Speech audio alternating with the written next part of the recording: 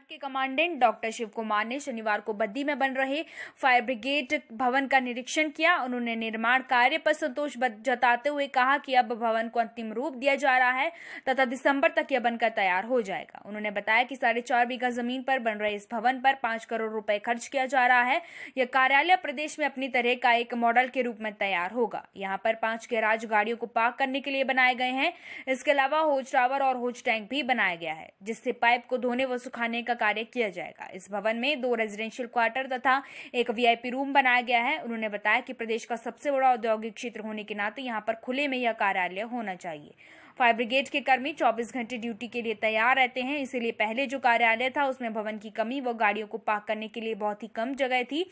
उन्होंने बताया कि कुछ कंपनियों ने एनओसी नहीं लिया हुआ है। विभाग सभी उद्योगों की एनओसी की जांच करेगा और जिन उद्योगों ने यह नहीं ली है उनके खिलाफ कार्रवाई की जाएगी। उन्होंने बताया कि बद्दी के काठा स्थित हिमालय कम्युनिकेशन कंपनी में रबड़ के पाइप इस्तेमाल करने का मामला उनके ध्यान में आया है और इसकी जांच की जाएगी। इस मौके पर फायर ऑफिसर कुलदीप ठाकुर भी उपस्थित रहे। बीबीएन से अनवर हुसैन की रिपोर्ट। फायर स्टेशन बन रहा है सर, ये कितने की लागत से बन रहा है और कितने एरिया में है और ये कब तक तैयार हो जाएगा?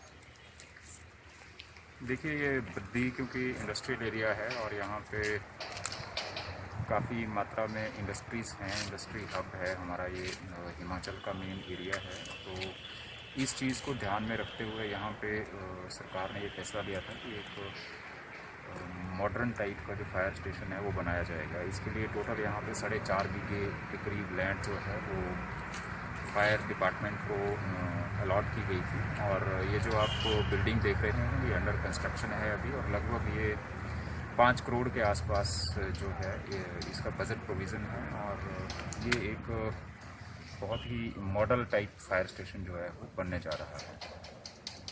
तो इसमें किस तरह की सुविधाएं दी, नई टेक्नोलॉजी दी? नहीं, इसमें जो है एक तो आप देखिए सारे व्हीकल्स के लिए गैराज वो ऑलमोस्ट बाकी फायर स्टेशन में भी होता है। एक जो आप ये टावर देख रहे हैं, हॉर्स टावर, रेस्क्यू टावर इसको बोलते हैं, जो कि एक नया कंसेप्ट है। ये कुछ चीज़ें और कुछ इससे इसके एडिशन में कुछ और चीज़ें भी है, जैसे नॉइसलेस रूम्स हैं जो जैसे ड्यूटी में व्यक्ति रिसीव करेगा, कॉल्स रिसीव करेगा, और बाकी काफ़ी प्रोविजंस जो हैं इस बिल्डिंग में रखे गए। तो सर कब तक तैयार हो जाएगा पूरा? मेरी अभी बात हुई है इस पर जो हिमडा के एक्शन साहब हैं, तो मोस्टली दिसंबर एंड तक या जनवरी तक शायद ये हैंड ओवर कर। सर एक यहाँ पे औद्योगिक क्षेत्र है सर, यहाँ पे एक बड़ी चौंका देने वाली बातें सामने आती है। अभी हाल ही में यहाँ पे एक उद्योग में आग लगी है, जहाँ पर जब फायर सिस्टम देखा गया तो उसमें जो है सर प्लास्टिक की पाइप्स जो है इस्तेमाल की गई है, जो कि शरेआम गैर कानूनी तरीके से यूज़ की गई है। तो उसमें सर कार्रवाई क्यों नहीं होती?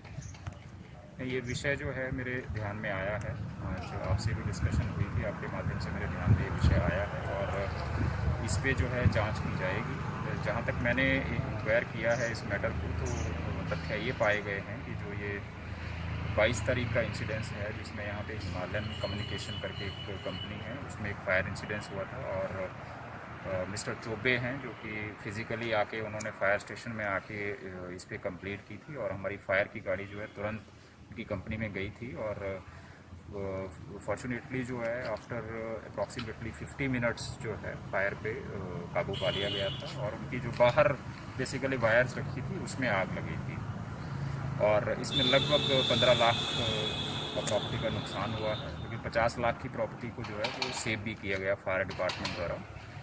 ये जो दूसरा मैटर आपने उठाया है, इसको मैंने स्टडी किया है। इनकी जो इंडस्ट्री है इसके पास फायर की एनओसी इन्होंने ली है दिसंबर तक, लेकिन इसमें कुछ फैक्ट्स आए हैं कि ये अपनी इंडस्ट्री को एक्सटेंड कर रहे हैं। तो उसके लिए ये दिसंबर में जब इनकी एनओसी ख़त्म होगी दोबारा अप्लाई करेंगे। तो इसको जो एस्पेक्ट ध्यान में आए हैं, क्योंकि उनका ये कहना है कि जो एक्सटेंडेड पोर्शन है हमारा, उसमें ये जो पाइप्स हैं ये लगाए हैं। तो ऐसा अगर कुछ होगा, जैसे फायर की एनओसी होगी उसमें हमारी फिजिकल विजिट होती है और इसको प्रॉपरली चेक किया जाएगा, फायर एनओसी जो है उनको तभी इशू की जाएगी, क्योंकि वो एक्सटेंडेड पोर्शन है जिसकी आप बात कर रहे हैं।